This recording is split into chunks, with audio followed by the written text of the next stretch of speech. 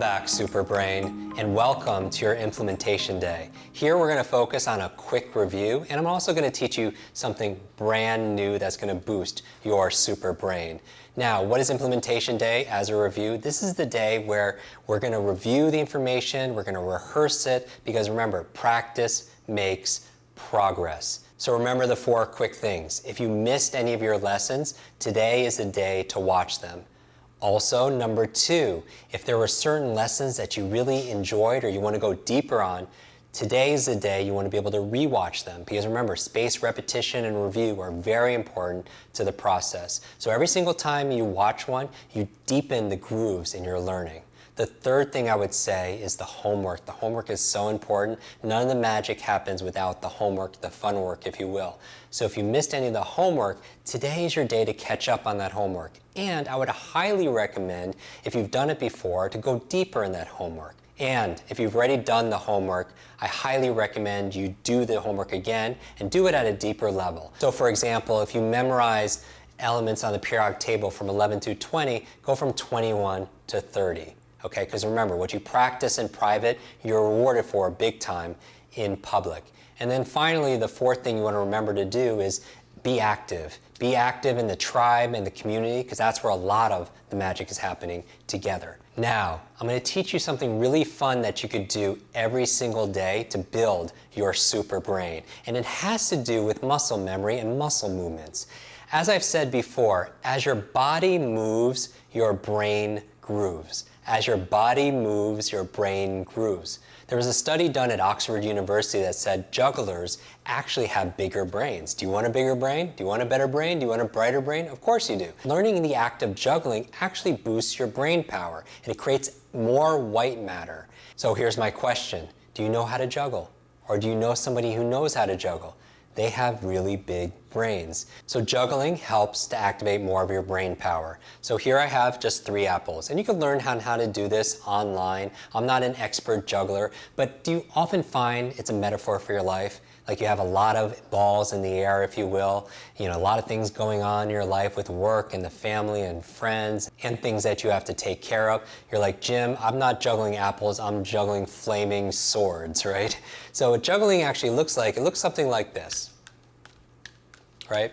And so we teach people a little bit to learn how to juggle because it's a great brain exercise, something that you can learn to be able to do every single day.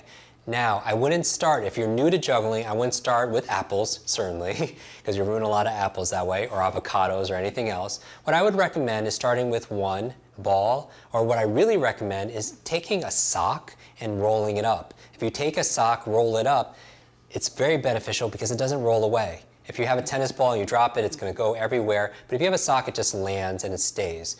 So what I want you to do is take that rolled up sock and just toss it back and forth like this. Just practice like this. Something very, very simple like this. And you can do this every single day. And after you get comfortable doing it with 1 sock or 1 ball, however it is, then grab another one. Then grab another sock. And what you're going to do is just imagine 2 points up in the air. Because the mistake people make when they're juggling 2 balls or 3 is they do this. And this is not juggling, this is just handing it off to the other hand. You see that? As opposed to doing this.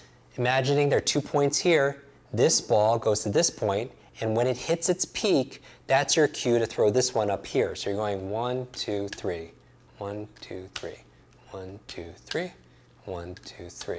And that's 2 balls. And then the third one is really easy because then it's actually easier is when you add a third one, then you notice, and it's hard to do in slow motion, but it looks like this, right? You see the 2 peaks that are there. And this is actually what we teach also to help with your reading ability. You're thinking, what does that have to do with speed reading? It's kind of interesting because not only does it build brain power, but as I'm juggling these balls or apples or whatever it happens to be, I only have 2 eyes and I can't focus on each individual one because there's 3 objects, right? So what do I have to do with my focus? I have to soften it, right? I have to soften it and take more information in, and that's a similar gaze that you want to have while you're speed reading. You want to soften your eyes, so instead of seeing 1 letter or 1 word, you could see multiple words. And the faster you can take in the words, the faster you can read. So I highly recommend that you learn these exercises. I'm going to teach you another one, but do it on what I call your brain breaks. Set your alarm every 30 minutes, 45 minutes, because that's about your attention span. They call it the Pomodoro technique, and I'll talk about that in a future episode. But you want to set your alarm because after that you start losing your focus. And then take a 5-minute break, hydrate, get some water, a stretch, do some deep breathing because that's important for your brain, and also do some of these brain exercises. When you're doing exercises like this that challenge the brain, you make new connections. In fact, when we look at the brain science, neurogenesis and neuroplasticity, this idea, neurogenesis, that you could create new brain cells to the day you die. Neuroplasticity is saying your brain is like plastic.